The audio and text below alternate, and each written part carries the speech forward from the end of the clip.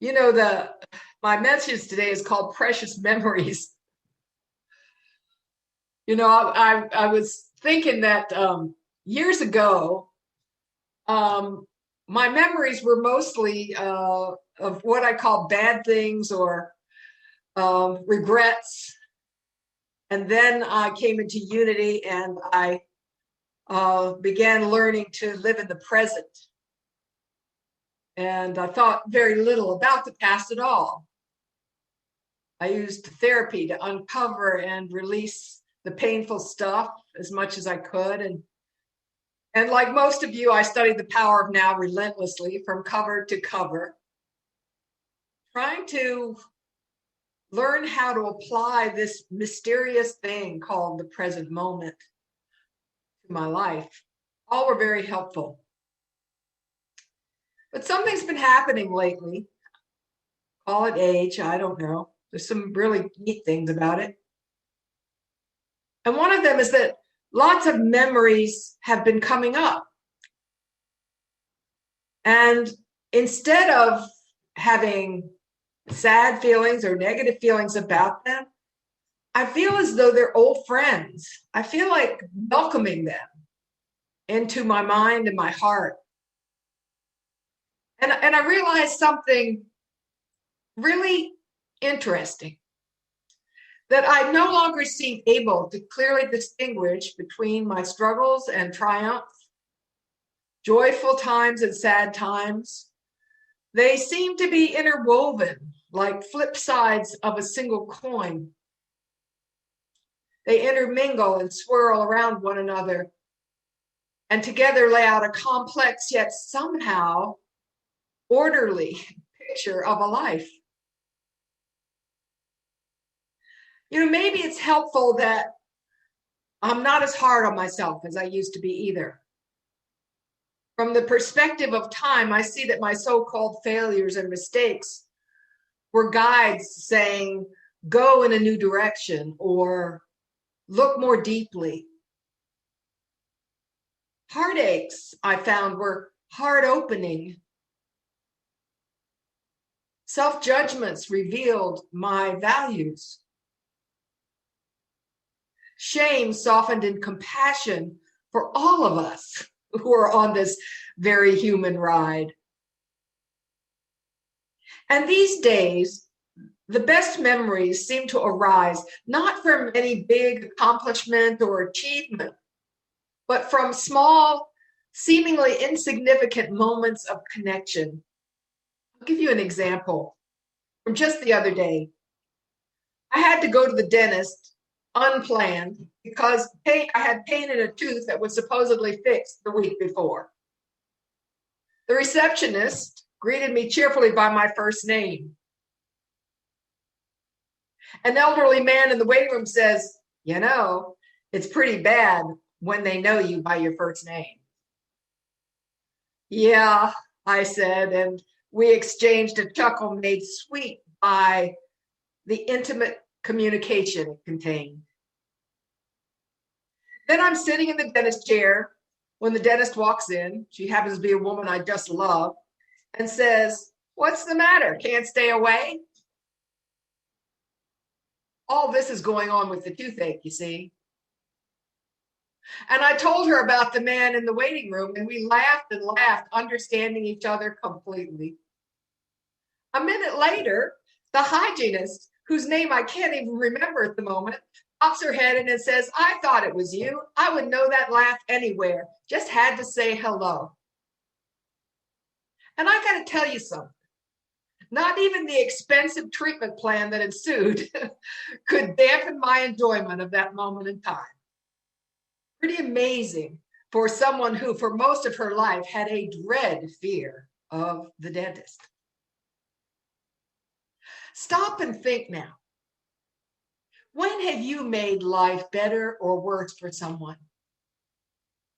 Allow yourself to remember.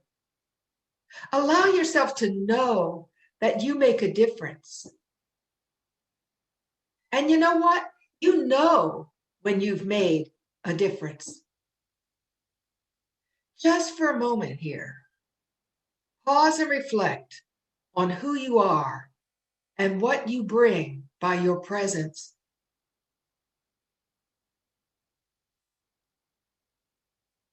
What an incredible gift memory is. Our memory allows us to retain impressions and images that either enhance or diminish the quality of our lives, right? Our memories are sort of like a personal legacy that can either comfort or torment us, depending on how we interpret them. You know, for many, life's twists and turns seem random. Their meaning is literal and material. Some things are good, some things are bad. Life tosses these folks around like a beach ball on the ocean, and the best they can hope for is to survive the big storms. They see their own actions as just as random. Sometimes they're good, sometimes they're bad. They can't really help it, because survival is an us versus them zero-sum game. We're here to take care of number one. It's natural, because after all, we were all born sinners. Thank God Jesus died on the cross and saved us from both responsibility and consequences. Many, many people look at life this way.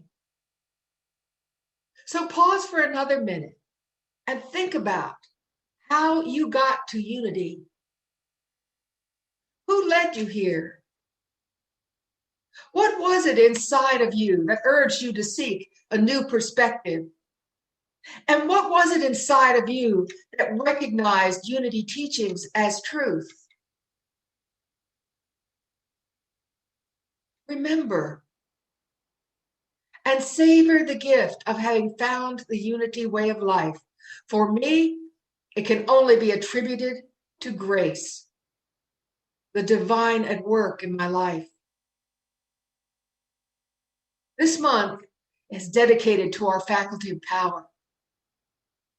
New Thought is based on ancient principles that fuel and help develop the innate spiritual power within us human beings. Think for a minute how your life changed when you began to embrace these principles. These principles. God is present everywhere, all the time. Therefore, good is present everywhere, all the time. You will see it if you look for it. Your core nature is also goodness. Unloving behavior is a symptom of inner pain. Healing is a matter of reconnection with the truth of who you are, that great truth that Todd spoke to us about last week. There is no separation between you and your divine source. Therefore, the desire of your heart is God's will for you. God works in this world through you. You are God's instrument. Your thoughts and actions are powerful prayers. Through them, you can either create or destroy. And finally, integrity is the key to inner peace. Our memories look very different when we reflect on them through this lens. We may begin to see how the pieces of our tapestry fit together. You know how we say, what if nothing's wrong? Well, what if nothing was ever wrong? Not our childhood, or our parents, or our religion of origin, or our bodies, not even our losses. Each Memorial Day, we honor those who have fallen while defending our democracy. I am awed by such generosity and courage. I'm just as awed by the generosity and courage of the mothers and fathers, wives, husbands, and sweethearts who have stood at the gate and watch their beloveds go off to a battle from which they may not return. Their sacrifice stands as a monument to peace. I'm sure there are military folks or veterans, firefighters, or police among us this morning. Please, right here and right now, please open yourself to our gratitude and know that you are not forgotten. No matter how long ago you gave your service, realize that because of your sacrifice, fewer and fewer people are losing their lives in wars and tragedies today than ever before. Now, they say, our democracy is under threat from within. So I implore you all to join with me in the dream that more and more people will come to know the core teachings of unity and new thought, so that they may realize their own innate goodness and their power to heal and build bridges. So, what is this wondrous quality that causes a person to give his or her energy, support, love, life for the good of another? The soldiers, firefighters, police, the doctors and nurses who serve around the world, theirs are dramatic and amazing stories. Yet truly, there are heroes all around us all the time. Mothers and fathers sacrificing for the well-being of their kids, teachers and volunteers giving their time, energy, and talent to make the world a gentler, kinder, safer, wiser, healthier place. We all have personal heroes too. Today, Memorial Day, we remember these angels and grieve for the ones we have lost. Of course, we grieve for them. We wanted more time with them. But we remember the gifts they brought into our lives. And so our grief stands right alongside our love and our praise. In fact, I don't think there's greater evidence of our love and our praise than our grief. I don't see how the gratitude can exist without the grief. The whole world wonders why there's such violence in the culture of the United States. We brag that we are the richest, most dramatic country in the world, the land of opportunity, right? So why all the anger? Could it be that our anger is a cover for our grief? For many, anger and violence feel more powerful than sadness. And so, in an attempt to feel less vulnerable, we declare war on our families and neighbors here and abroad. Someone has to pay for our pain, don't they? We tell us that grief will make us weak, when the truth is that nothing takes more courage than feeling the depth of our sadness. To this day, I remember how the words "war on terror" scrolled across the TV screen not 24 hours after the 9/11 attacks. Today, it appears we lack the courage to look the January 6th assault on the Capitol in the eye. Oh my God, some smart people are calling the rioters tourists. But if we could grieve honestly, if we could acknowledge just how scared we are, how vulnerable our democracy really is, wouldn't it say more about our love for our country and what it stands for? Grief and love, flip sides of one coin, and the two things that bind us all together as human beings. So this is a day for grieving and a day for gratitude, for those who have made huge heroic sacrifices and those who have made us wiser and our lives richer. What better expression of gratitude could there be than to remember and honor? Memory is a powerful and precious thing. It can give us a broader perspective and recenter us in a greater truth when times are challenging. I know I've often quoted these, but I will again because I just love these words by Mother Teresa. There is a great light in the world, a healing spirit more powerful than any darkness we may encounter. At times we may lose sight of it, then suddenly it will reemerge to the life of an ordinary person who cares enough to serve in an extraordinary way. Today we use the power of memory to help us feel more deeply.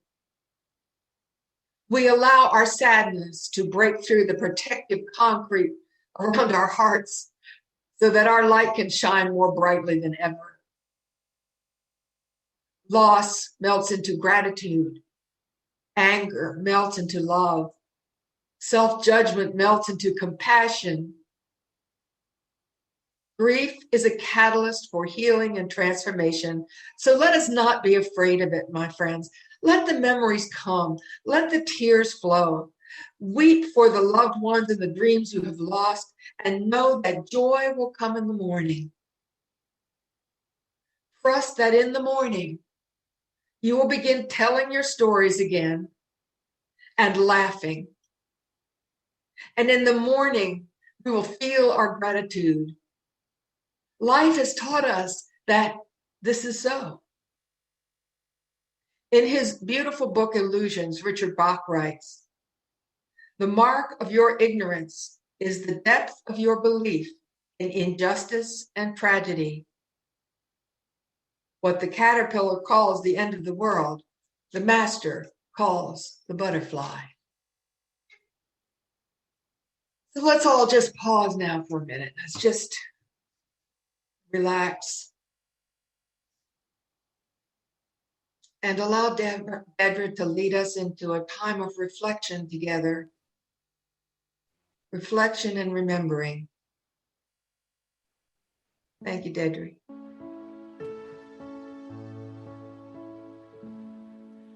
I go into the stillness, into the peace of my heart, as I let go of the weight of the world.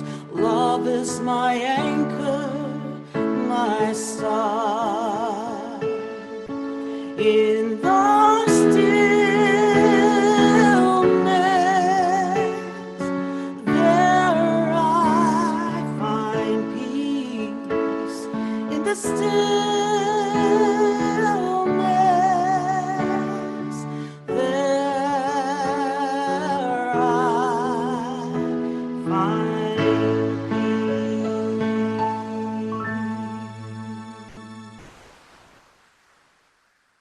So let's take a couple of deep cleansing breaths right now.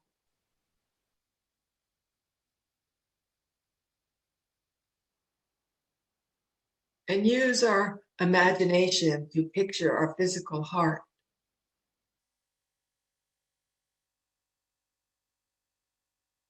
Imagine that you can see it beating, pumping vital fluids through your veins and carrying life-giving oxygen to the cells of your body.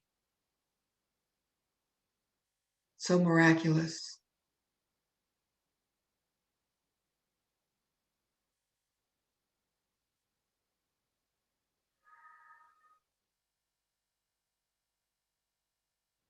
None of us has walked through this life alone. Every step of the way, there have been companions who have blessed us. Call them angels or heroes or family. Without them, our lives would not have been the same, and we would not be the same people.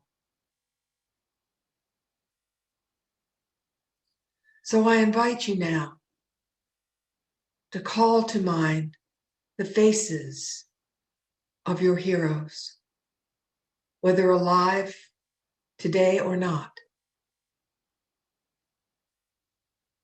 Who has been your rock when the chips were down?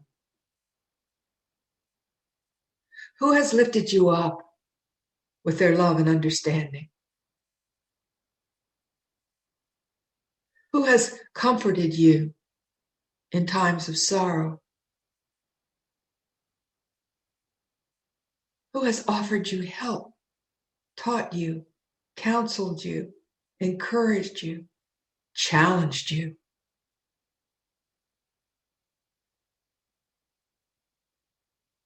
Who has shared some of their precious time with you?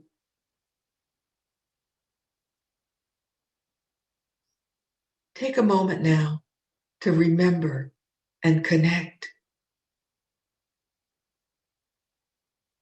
Give each of your heroes a seat of honor in your memory.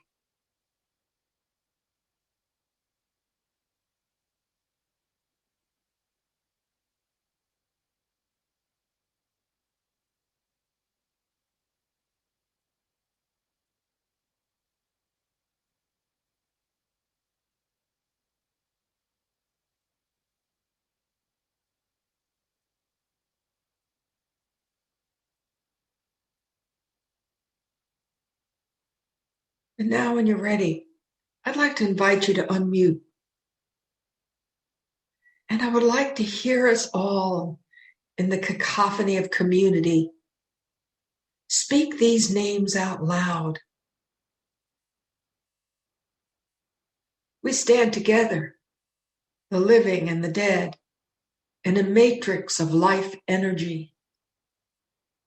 We stand together as one people, one spirit on the holy ground of gratitude.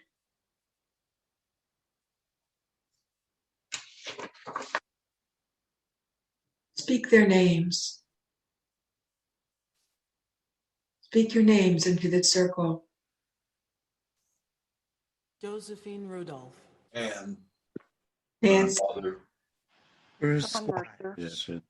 Patrick, Denise, John, Idri, Thomas, Nathan, Beth, Carly, Mom and Dad,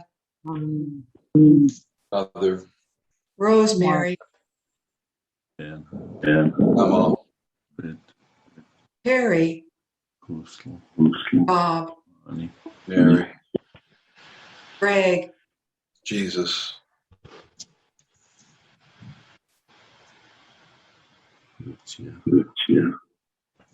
Jim, Max, Karen, Joy, more and more. The parade of people walk through our memory. And we see this web of support that's carried us and loved us day by day. Sometimes they taught us by being challenging, and we grew through them. So let us pray. Divine Spirit, we are a grateful people. We're grateful for the men and women who have given their all to defend the values and freedom of our beloved country. We are grateful for the angels who have blessed our lives and the love that flows into our lives each and every day. We are grateful for every opportunity to be an angel or a lover. We are deeply grateful for this spiritual community. In each other's company, we are lifted up. We're grateful for unity teachings. Trusting in the presence of good and seeing the divine in everyone helps us keep our balance in this topsy-turvy, crazy world. Gratitude circulates through our bodies, minds, and spirits and radiates out from us in all directions. We leave this service today as gratitude. Living from gratitude, we know we make a difference by our presence. And now, as Deidre sings for us once again her beautiful songs, let's remember and savor the magic and wonder of our own lives. So it is. Deidre.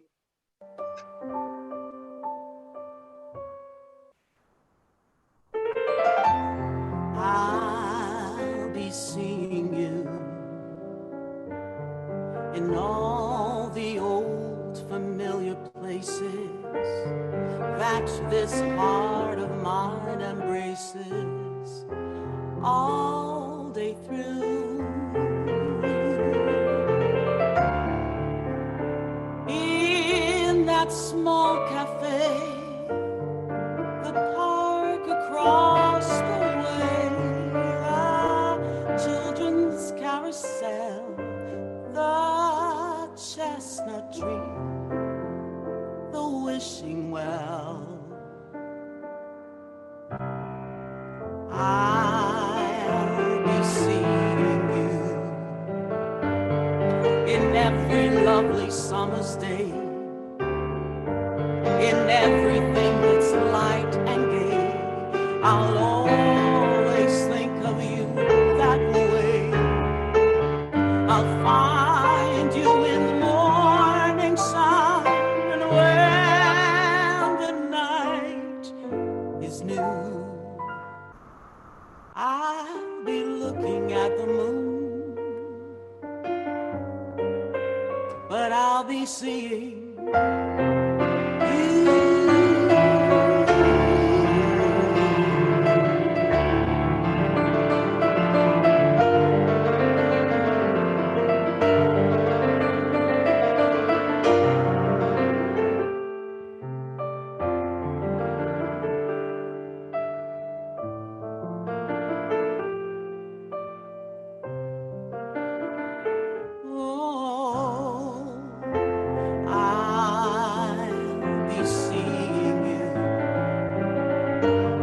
in every lovely summer's day, in everything that's light and gay. I'll always think of you that way. I'll find you in the morning sun, and when the night is new, I'll be looking at the moon,